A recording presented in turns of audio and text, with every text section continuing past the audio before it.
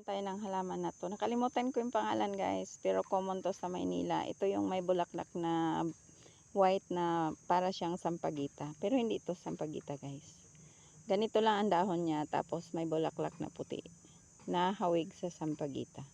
So itanim na natin siya guys. Hindi ko na siya tanggalan ng plastic kasi ang plastic niya ay marupok na. Ayan o.